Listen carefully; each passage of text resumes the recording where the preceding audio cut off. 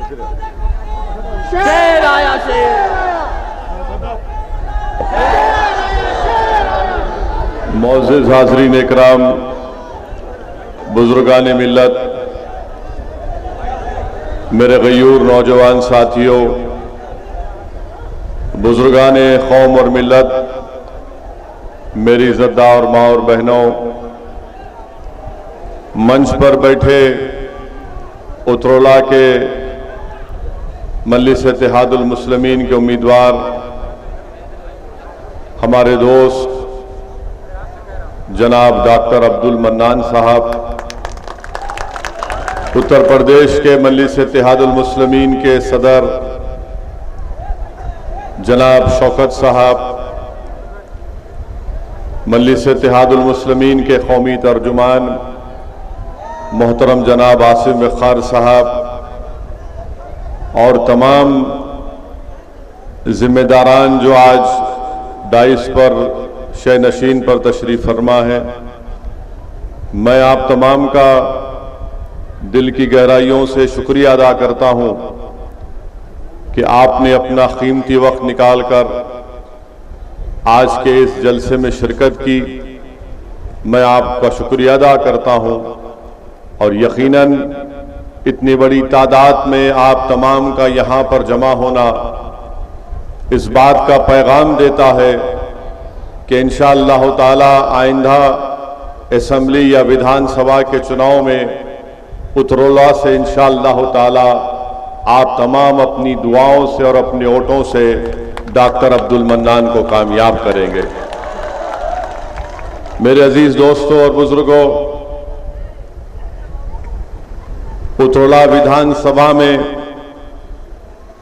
और उतरोला विधानसभा के तमाम राय दहिंदगान के लिए, वोटर्स के लिए बेहद ज़रूरी है कि वो अपने वोट का सही और सच्चे उम्मीदवार कैंडिडेट के हक में अपने वोट का इस्तेमाल करें। अभी आपने सुना कि डॉक्टर अब्दुल मन्नान साहब ने आपको बताया कि कैसे उतरोला में आपके मसाइल हैं जिससे यहाँ की आवाम को, जनता को तकलीफ पहुँचती है। यहाँ पर जब मनोज सिन्हा रेलवे मंत्री थे तो उन्होंने वादा किया था कि एक रेलवे लाइन डाली जाएगी उतरोला से बैरेज बलरामपुर से होते हुए, मगर जैसा नरेंद्र मोदी वादा करते हैं और भूल जाते हैं, इसी तरह उतरोला में रेलवे की लाइन नहीं डाली गई। डॉक्टर अब्दुल मन्नान साहब खुद डॉक्टर हैं, आंखों के स्पेशलिस्ट हैं, वो इस बात को देख चुके हैं और आप भी जानते हैं कि यहाँ पर एक ढंग का अस्पताल नहीं है। मेरे अजीज दोस्तों और बुजुर्गों, अभी हमने सुना कि कैसे किसानों को सरकार की तरफ से कोई मदद नहीं मिलती। उतरोला विधानसभा के जितने किसान हैं उनमें एक बहुत बड़ी अक्सरियत आज कर्जों में डूबी पड़ी है। किसान क्रेडिट कार्ड का कोई फायदा नहीं है किसानों को। वहीं पर मेरे अजीज दोस्तों और बुजुर्गों, आप ये भी जानते हैं कि जो रोड रिपेयरिंग का काम रेहरा से सादुल्ला नगर जो 32 किलोमीटर का है, माशाल्लाह उसमें 5000 खड्डे हैं। 32 किलोमीटर का फासला है और योगी आदित्यनाथ बाबा कहते हैं कि हमने सब कुछ कर दिया, मगर 5000 खड्डे उसमें हैं। वहीं पर आप देखते हैं कि उतरोला और टीटी रामपुर में भी काम रोड का नहीं हुआ, वहां पर भी अल्हम्दुलिल्लाह 10,000 खड्डे उस रोड पर है। अब आप बताइए कि आखिर कौन सा विकास का काम हुआ यहां पर। और फिर आप ये भी जानते हैं कि रेहरा ब्लॉक में जंगल है और जंगल में शीशम का, शेखुआ का, सागवान के झाड़ है, पेड़ है, माशाल्लाह वो भी स्मगलिंग का शिकार है। माने झाड़ और पेड़ को भी काट दिया जाता है। वहीं पर मेरे अजीज दोस्तों और बुजुर्गों, उतरोला विधानसभा में कितने लोग पढ़े लिखे हैं जो अपना नाम अपनी मादरी जबान में लिखना जानते हैं, तो मालूम हुआ सिर्फ 45% लोग उतरोला विधानसभा में अपनी मादरी जबान में हिंदी में या उर्दू में अपना नाम लिख सकते हैं। बताइए, इतनी बड़ी तादाद में लोग अगर पढ़ना लिखना नहीं जानते तो क्या आप उन आजमाए हुए पार्टियों को वोट देंगे, उनके उम्मीदवारों को वोट देंगे जिन्होंने उतरोला विधानसभा के लिए कुछ नहीं किया। वहीं पर मेरे अजीज दोस्तों और बुजुर्गों, आप ये भी जानते हैं कि यहां पर बहुत से मसाइल हैं और खास तौर से जब कोविड हुआ था, जब कोविड की सेकेंड वेव हुई थी तो जून 2000 जो कोविड की पहली जो वेव हुई थी जून 2020 में, हाँ, पर हमने देखा कि एक 45 साल का शख्स जिसका नाम मोहम्मद अनवर है, सहजोरा गांव के रहने वाले, कचरे की गाड़ी में उनकी लाश को डालकर लेकर गए थे। ये काम यहां पर योगी सरकार ने किया, वो वीडियो सारी दुनिया में मशहूर हुआ। फिर हमने ये भी देखा कि मई की 30 इस साल 2021 को 2 लोग ले जाकर एक कोविड से मरने वाले पेशेंट को राप्ती नदी में उसकी लाश को फेंक रहे थे। मेरे अजीज दोस्तों और बुजुर्गों, बहुत से मसाइल हैं। ITI पॉलिटेक्निक की बिल्डिंग का काम ज़ेर-ए-इल्तिवा है। वहीं पर मेरे अजीज दोस्तों और बुजुर्गों, ये मसाइल ऐसे हैं जिसका हल आपको तलाश करना है। आपने बरसों मुख्तलिफ सियासी पार्टियों को वोट दिया, उनके नुमाइंदों को कामयाब किया, मगर आज आप देखते हैं कि आप उतरोला की इस विधानसभा में इतने बहुत ज्यादा मसाइल हैं। इसीलिए मैं आपसे गुजारिश करने आया हूं कि आने वाले विधानसभा में मजलिस इत्तेहादुल मुस्लिमीन ने एक काबिल, एक हमदर्द और एक सुलझे हुए शख्स को अपना उम्मीदवार बनाया है जिसका नाम डॉक्टर मन्नान है। मेरी आपसे गुजारिश है कि डॉक्टर साहब को आप कामयाब करिए। आपने मुख्तलिफ पार्टी को वोट दिया, हाँ, ये बात सही है कि कल तक आपके पास कोई विकल्प नहीं था, कोई मुतबादिल नहीं था। आज विकल्प और मुतबादिल के तौर पर मजलिस आपके दरमियान में है। मैं आपसे वादा करता हूं कि इंशाअल्लाह ताला मजलिस के उम्मीदवार की यहां से बहैसियत विधायक अल्लाह और आप अपने वोटों से कामयाब करेंगे। तो मैं आपसे वादा करता हूं कि इंशाअल्लाह ताला डॉक्टर साहब के पीछे मैं पड़ा रहूंगा ताकि ये तमाम आपके बुनियादी मसाइल का हल हो सके। अगर आपके पास एक लड़ने वाला विधायक होगा जो आपकी तकलीफ को अपनी तकलीफ समझेगा, जो लखनऊ जाकर उत्तर प्रदेश की विधानसभा के दरो दीवार को हिलाकर रख देगा, आपकी नाइंसाफी की आवाज को बुलंद करेगा, आपके जुल्म के खात्मे की बात करेगा, आपके बच्चे और बच्चियों की तालीम के स्कूल के बनाने का मुतालबा करेगा, रोड को अच्छी करने का मुतालबा करेगा, किसानों के खर्च को माफ करने का मुतालबा करेगा, तो मेरी आपसे गुजारिश है कि डॉक्टर मन्नान साहब को आप अपनी बार अपना वोट देकर इनको यहां से अपना विधायक बनाइए। मेरे अजीज दोस्तों और बुजुर्गों, हमारा यहां पर जलसा होने के बाद, मेरे यहां से जाने के बाद यकीनन बहुत सी पार्टी के लोग आएंगे और आपके दरमियान में बहुत सी बातें करेंगे और आपको ये सोच देने की फिक्र कर कोशिश करेंगे कि देखो सऊद्दीन ओवैसी आया है, तुम्हारे वोट काटने को आया है। मेरे अजीज दोस्तों और बुजुर्गों, मैं आपको बताने आया हूं कि सऊद्दीन ओवैसी ने तो 2019 का पार्लियामेंट का चुनाव नहीं लड़ा था। डॉक्टर अब्दुल मन्नान यहां से मेरे उम्मीदवार नहीं थे पार्लियामेंट या संसद के इलेक्शन में, तो आखिर क्या वजह है कि यहां से बीजेपी का कैंडिडेट जीत गया? बीजेपी का कैंडिडेट इसलिए जीत गया क्योंकि समाजवादी बहुजन समाज पार्टी और कांग्रेस का वोटर बीजेपी के उम्मीदवार के हक में वोट देकर उनको कामयाब कर दिया।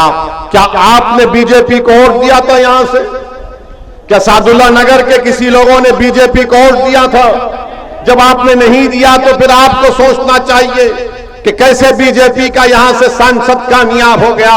मेरे अजीज दोस्तों और बुजुर्गों, बल्कि ना सिर्फ सादुल्ला नगर, बल्कि उत्तरला, बल्कि पूर्वांचल, बल्कि पूरे उत्तर प्रदेश के मुसलमानों से सैफुद्दीन ओवैसी कह रहा है, आपके वोट की अहमियत नहीं रही, आपके वोट की अब अहमियत नहीं रही। अगर आपको अपने वोट की अहमियत को दिखाना है, अगर आपको अपनी सियासी ताकत दिखाना है, अगर आपको अपनी किसी भी किस्म से अपने वजूद का एहसास दिलाना है, तो आपको इस बार मजलिस इत्तेहादुल मुस्लिमीन के हक में अपने वोट का इस्तेमाल करना पड़ेगा। अगर आप अपने वोट का इस्तेमाल मजलिस के हक में करेंगे तो आपकी वोट की वैल्यू बढ़ेगी, आपके वोट का वजन बढ़ेगा, आपकी अहमियत बढ़ेगी, आपके मसाइल का हल होगा। वरना ये लोग समझते ही हैं कि उत्तरोला हो, सादुल्ला नगर हो, पूर्वांचल हो, उत्तर प्रदेश हो, उत्तर प्रदेश का मुसलमान कहां जाएगा हमको छोड़कर। मेरे अजीज दोस्तों और बुजुर्गों, मैं आपसे कह रहा हूं कि हम आपके दरमियान में हैं। आपने बरसों गैरों का साथ दिया। मैं आपसे अपील करने आया हूं कि आज मजलिस आपकी जमात है, आप इसको थाम लीजिए, इसको मजबूत करिए अपनी दुआओं से, अपने वोटों से, ताकि ये नाइंसाफी के दौर का खात्मा हो सके। मैं आपको एक मिसाल देकर जाऊंगा। यहां के आपके एक साबिक़ा एमएलए साहब आरिफ अनवर हाशमी साहब कहां हैं आजकल? कहां है वो? क्या तुमने कभी समाजवादी के नेताओं के अखिलेश यादव की जबान से इनके बारे में सुना?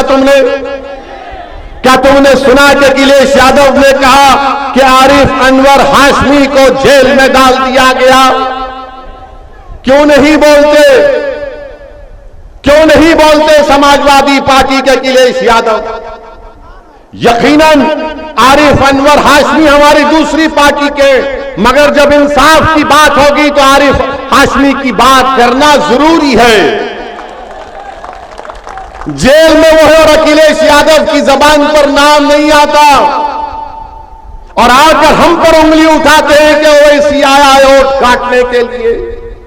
मैं बताना चाह रहा हूं अखिलेश यादव को, बहुजन समाज पार्टी की बहन जी को, कांग्रेस के अगर कोई नेता है तो उनको, बीजेपी को, संघ परिवार को, असदुद्दीन ओवैसी को अल्लाह सुब्हानहू व तआला अपने रसूल सल्लल्लाहु अलैहि वसल्लम के सदक़े तुफैल में जब तक इस दुनिया में जिंदा रखेगा, असदुद्दीन ओवैसी उत्तर प्रदेश उत्तरोला आता रहेगा, लड़ता रहेगा और नाइंसाफी के खिलाफ अपनी आवाज को उठाता रहेगा।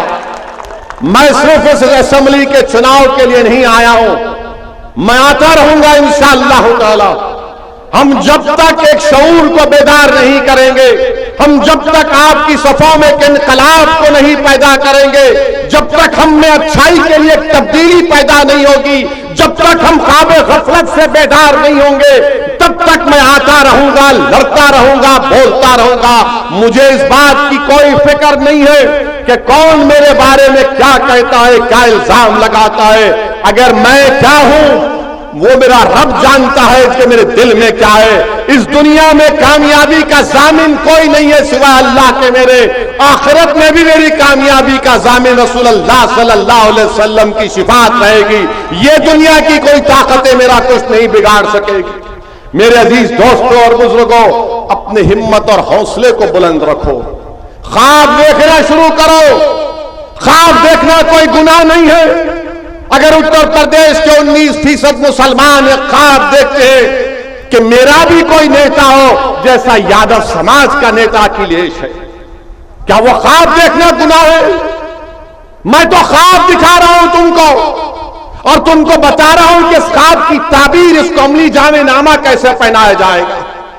मैं ख्वाब की बात कर रहा हूं, मैं आसमान से तारे तोड़कर लाने की बात नहीं कर रहा हूं। मैं समंदर की तह में जाकर उसकी खाक को उठाकर लाकर बात नहीं कर रहा हूं। मैं कह रहा हूं कि उत्तर प्रदेश में हर समाज का एक नेता है, हर समाज की एक आवाज है। अगर किसी समाज का कोई नेता नहीं है, अगर किसी समाज की कोई आवाज नहीं है, अगर कोई समाज को दबाया जा रहा है, कुचला जा रहा है, तो उसका नाम उत्तर प्रदेश का मुसलमान है। ताली नहीं मारने के लिए कह रहा हूं बात। आपको एक फिक्र देना चाहता हूं कि आप जब यहां से उठकर जाएंगे तो एक पैगाम लेकर जाएंगे। 2-2 बार का विधायक आरिफ अनवर हाशमी साहब जेल में हैं और अखिलेश यादव की जबान से उनका नाम नहीं निकलता। मेरे अजीज दोस्तों और बुजुर्गों, दूसरी मिसाल देता हूं, तुम मेरी बात समझ जाओगे। लखीमपुर खीरी में क्या हुआ जानते हैं ना आप? जानते हैं ना? लखीमपुर खीरी में हमारे किसान भाइयों को गाड़ी से उनको रोन दिया गया, गाड़ी से उनको रोन दिया गया। और गाड़ी में बैठने वाले का नाम क्या था? आशीष मिश्रा था। आशीष मिश्रा के बाप कौन है? अरे बोलो बाबा, डरने की क्या बात है? अजय मिश्रा। अजय मिश्रा कौन है? मोदी के मंत्री है ना? है ना? अब सुनो यहां पर मजे की बात, बल्कि नाइंसाफी की बात हो रही है। मैं आपको बता रहा हूं, बेटा अपनी गाड़ी से 5 किसानों को, 4 किसानों को मार देता है। एक उसमें हमारे सहाफी भी हैं, कश्यप साहब, उनकी भी मौत हो जाती है। अब आप ये देखिए कि अजय मिश्रा मंत्री है, कहते हैं कि हां वो जो जीप गाड़ी थी मेरी थी, वो जीप गाड़ी थी मेरी थी। एक पहला पॉइंट ये। उनका बेटा कहता है कि मैं तो नहीं था, मैं तो कुश्ती हो रही थी, दंगल देख रहा था। मगर किसानों ने कहा कि इनका बेटा गाड़ी में बैठा था, इसने गाड़ी चलाई और 5 लोगों की इसकी वजह से मौत हुई। सुप्रीम कोर्ट में मामला गया। सुप्रीम कोर्ट के चीफ जस्टिस ने इस मामले का नोटिस लिया। तो कल की बात है कि उनके बेटे को, आशीष जिसका नाम है, आशीष को पुलिस बुलाती है, 10 घंटे अपने थाने में बिठाती है और 10 घंटे में 10 मर्तबा आशीष को नाश्ता खिलाया जाता है। नाश्ता खिलाया जाता है। ऐसा लग रहा था कि बबुआ अपने सास और ससुराल में मिलने गया है, अपने सास और ससुरे से मिलने गया है, थाने नहीं गया। हर थोड़ी देर को चाय, बिस्किट, समोसा, क्या क्या आ रहा था। आप बताइए फिर क्या हो रहा? अच्छा, फिर सवाल यह पैदा होता है कि नरेंद्र मोदी ने अजय मिश्रा को कैबिनेट से क्यों नहीं निकालते? निकालना चाहिए ना। अगर बाप मंत्री हो, गाड़ी बाप की हो और बाप की गाड़ी से 5 लोगों की मौत हो जाती है और बाप खुद कह रहा है कि मेरी गाड़ी है, बाप खुद कहता है अपनी तकरीर में कि सुधर जाओ वरना तुमको 2 मिनट में सुधार देंगे। तकरीर के 2 दिन के बाद 5 किसानों को मार दिया जाता है, उनका कत्ल कर दिया जाता है, उनका मर्डर कर दिया जाता है, उनकी हत्या कर दी जाती है। तो नरेंद्र मोदी मंत्री को नहीं हटाते। क्यों नहीं हटाते बोलो आप? क्यों नहीं हटाते नरेंद्र मोदी? बताइए ना। इसलिए नहीं हटाते क्योंकि अजय मिश्रा का ताल्लुक ऊंची जात से है, आला जात से है। इसीलिए नरेंद्र मोदी बोल रहे नहीं नहीं, चुनाव आ रहे, आला जात के, ऊंची जात के वोट नहीं मिलेंगे, इनको हम बचाएंगे। अगर आशीष की जगह उसका नाम अतीक होता, आशीष की जगह उसका नाम अतीक होता, तो क्या बुलडोजर नहीं चढ़ जाता उसके घर के ऊपर? क्या बुलडोजर नहीं चढ़ता? तो नाम आशीष है, अतीक नहीं है, तो कहा कि आशीष है तो हमारा शिशु है, हम इसको बचाएंगे। अतीक है तो गुंडा है, बाहुबली है, माफिया है, और आशीष जो है लोकप्रिय नेता है। नाम आशीष है तो घर पर बुलडोजर नहीं जाएगा बाबा आपका, योगी बाबा आपका बुलडोजर नहीं जाएगा। क्या आपके बुलडोजर पर लिखा हुआ है कि खाली मुसलमान का घर तोड़ा जाएगा? क्या मुसलमान का घर तोड़ा जाएगा जिस पर हत्या का इल्जाम है, मर्डर का इल्जाम है, जो गाड़ी में बैठकर गाड़ी चलाता है? बीजेपी को मैं कहूंगा, बीजेपी के लोगों से, कि कमल का निशान बदल दीजिए और एक गाड़ी जीप रख लीजिए थार की, ये हमारा निशान है, हम रोन देंगे सबको। बताइए आप आशीष को, मंत्री को नहीं हटाते, उनके अब्बा को? योगी जी आशीष के अब्बा जान को नहीं हटाएंगे? क्या तुम ही बोल सकते अब्बा जान, हम हमारी मुंह में जबान नहीं है? क्या नरेंद्र मोदी आशीष के अब्बा जान को नहीं हटाएंगे आप? मोदी जी क्यों नहीं हटाएंगे अब्बा जान को? आप हटाना चाहिए ना अब्बा जान को। आप तो बोलते हैं कि मैं कोई चीज को, गलती को बर्दाश्त नहीं करता। बाबा, क्या आशीष के अब्बा को आप बचाएंगे या जेल को भिजाएंगे? बाबा को बताना पड़ेगा ना उत्तर प्रदेश की जनता को। बाबा तो हर बात पे अब्बा जान बोलते हैं। अब ये अब्बा जान मंत्री बनकर बैठे हैं, देश की सुरक्षा के मंत्री हैं। उनका बेटा गाड़ी से किसानों को मार दिया। अब ये समझ में आया आपको, नहीं आया? मुझे बताइए। क्या अब्बा जान का नाम अजय मिश्रा है, बेटे का नाम आशीष है, अतीक नहीं है?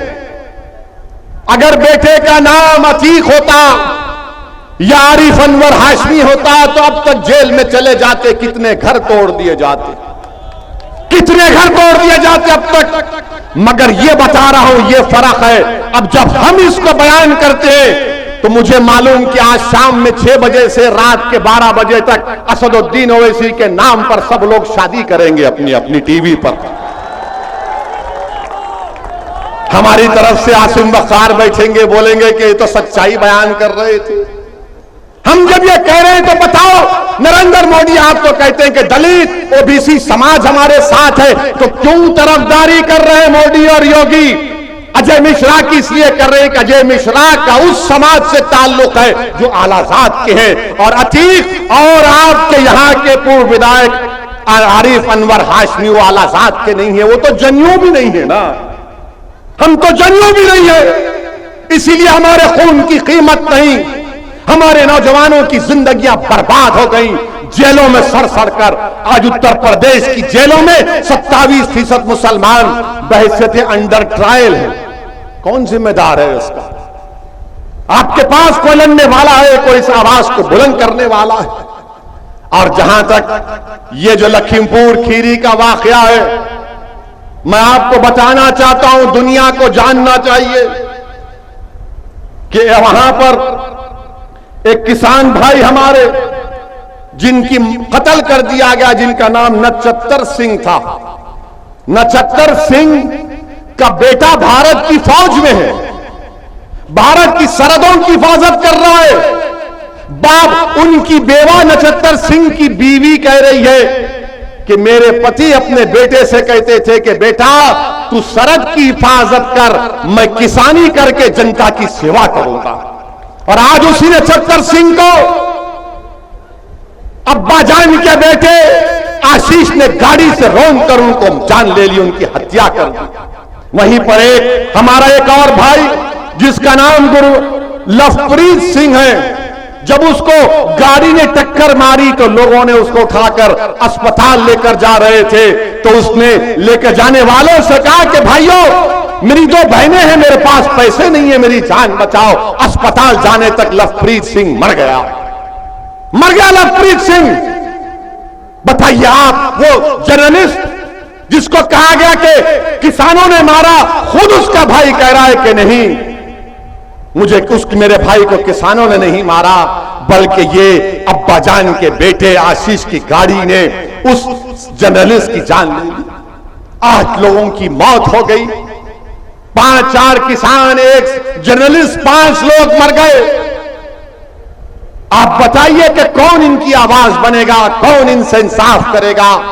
मेरे अजीज दोस्तों और बुजुर्गों, ये हालात आज उत्तर प्रदेश में है और अफसोस इस बात का है कि हमारे प्रधानमंत्री जनाब नरेंद्र मोदी अपनी जबान से कुछ नहीं कहते।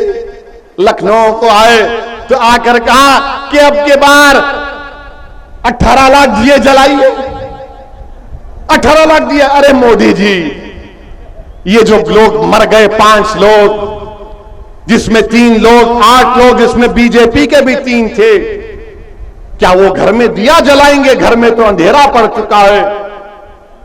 उन घरों में किसी ने अपने भाई को, अपने बेटे को खोया है, किसी ने अपने बाप को खोया है, कोई हमारी बहन बेवा हो चुकी है, कोई बच्चे यतीम हो चुके हैं। और भारत की जमहूरियत में जब लोग मरते हैं तो सब चीखा मारते, सब चीख मारते, और 15 दिन के बाद सारी दुनिया उस परिवार को भूल जाती है। वो परेशानी में जिंदगी का गुजारते ही हकीकत है। मेरे अजीज दोस्तों और बुजुर्गों, योगी कहेंगे कि क्या मैंने 45 लाख नहीं दिए? योगी जी, क्या एक इंसान की जान की कीमत कोई लगा सकता है? क्या 45 लाख किसी की जान की कीमत होगी? उस मां से पूछो जिसने 9 महीने अपने कोख में उस बच्चे को कैसे पाला होगा। उस मां से पूछो जब वो जन्म दे रही थी उस बच्चे को या अपनी बेटी को कितनी तकलीफ उठाई होगी, कितनी चीखें मारी होंगी। जिसने उसको पाला पोसा, अपना दूध पिलाया, अपने साये में रखा, बिस्तर पर नहीं, अपने जिस्म पर उसको लिटाकर उस बच्चे को और बेटी को पाला, उससे जाकर तुम कहोगे कि 45 लाख तुम्हारी औलाद की कीमत है, तो मां देखकर तुमको बद्दुआ देगी कि तुमने मेरे बेटे की जान ली और 45 लाख देखते हो। मेरे अजीज दोस्तों और बुजुर्गों, मेरी आपसे गुजारिश है कि आपको अपने वोट का सही इस्तेमाल करना है। डरने और घबराने की जरूरत नहीं है। मेरी आपसे एक गुजारिश है कि ये बहुत से मसाइल आपके पास हैं और आप देख भी रहे हैं कि मैं समाजवादी पार्टी की बात किया, ये हर जगह हम पर कि हमने आकर ऐसा कर रहे, हम पूछना चाह रहे समाजवादी पार्टी से कि जरा ये तो बताइए कि उन्नाव के फैसल को कोई जानता है? वो उन्नाव का फैसल जो तरकारी बेचता था, जिसको उत्तर प्रदेश की पुलिस ने अपने थाने में लेकर खूब पीटा, वो मर गया तो फैसल के पास कोई नहीं जाता है। मगर एक गुप्ता साहब को, बाबा के गोरखपुर के वहां पर एक गुप्ता साहब को पुलिस मारती है, वो मर जाते हैं तो मुख्यमंत्री भी चले जाते हैं, अखिलेश यादव भी चले जाते हैं, और अखिलेश यादव जाकर गुप्ता परिवार को 21 लाख रुपए का चेक देते हैं। और फैसल की जान की कोई कीमत नहीं है, क्योंकि समाजवादी जानती है ये मुसलमान कहां जाएगा हमको छोड़कर, ये तो हमारा कैदी है, इसको हमने बंधक बनाकर रख लिया, इसको सोचने समझने की तमीज नहीं है। हमने इनकी सोच में डाल दिया कि तुम पैदा होने के बाद सिर्फ वोट डालना, नेता नहीं बनना। मैं आपको बताने आया हूं कि आप नेता बनेंगे इंशाअल्लाह ताला। आप ही की सफों से उत्तर प्रदेश नहीं, भारत का कद्दावर निकलेगा शख्स जो नेता बनेगा इंशाअल्लाह ताला। मैं उतरौला और उत्तर प्रदेश के मुस्लिम अकलियत को पैगाम देने आया हूं कि टिकट क्यों मांगते हो? तुम टिकट बांटने के आज मौकफ में हो। तुम क्यों जाकर टिकट मांगते हो? अरे तुम टिकट बांट सकते हो। तुम 19% हो उत्तर प्रदेश में, तुम 19% आबादी में हो और 27% उत्तर प्रदेश के जेलों में मुसलमान हैं। 27% हमारे बच्चे अनपढ़ हैं, बच्चियां पढ़ नहीं सकती, हमारे महल्ले में कोई तरक्की विकास का काम नहीं होता। मेरे अजीज दोस्तों और बुजुर्गों, 2% मुसलमानों के बच्चे ग्रेजुएट बनते हैं। आपको एक तब्दीली पैदा करना है, आपको एक तब्दीली पैदा करना है। अब की बार अपने वोट का सही इस्तेमाल करिए। हां, अब ये रहा सवाल कांग्रेस पार्टी का, ये कांग्रेस पार्टी में अब दम नहीं रहा। अगर आप दुनिया के सबसे बड़े हकीम को भी लाएंगे और हकीम साहब को बोलेंगे इस पार्टी को जिंदा करने की कोई दवा है, तो हकीम साहब बोलेंगे बेटा तुझे ताकत की दवा दे सकता हूं, इस पार्टी में अब कुछ नहीं रहा। जिंदगी नाम की कोई चीज नहीं रही। जिन्होंने हमारे वोट का इस्तेमाल किया, हमारा बेड़ा गर्क कर दिया। याद रखो, सादुल्ला नगर के तमाम जिम्मेदारों, नौजवानों, मेरी मां और बहनों, उत्तर प्रदेश में अगर आप अपनी अहमियत चाहते हैं, उत्तर प्रदेश में आप अगर अपनी वोट के वजन को देखना चाहते हैं, तो मुत्तहिदा तौर पर मजलिस के हक में अपने वोट का इस्तेमाल करिए। हमने एक बेहतरीन शख्स को आपका कैंडिडेट बनाकर दिया है। डॉक्टर मन्नान साहब पढ़े लिखे, काबिल हैं, बेलोस हैं, बेनफ हैं। आप अपना एक वोट मजलिस के निशान पर लगाइए, अपनी आवाज को मजबूत करिए। इंशाअल्लाह ताला आइंदा महीने में उतरोला विधानसभा में हम आएंगे, बल्कि आते रहेंगे इंशाअल्लाह ताला। आपसे दुआ है कि आप मजलिस की कामयाबी के लिए दुआ करिए, और आपको मैं इस माह रब्बिल अव्वल की मुबारकबाद भी देता हूं कि रसूलुल्लाह सल्लल्लाहु अलैहि वसल्लम की आमद का महीना है। अस्सलाम वालेकुम व रहमतुल्लाहि व बरकातहू।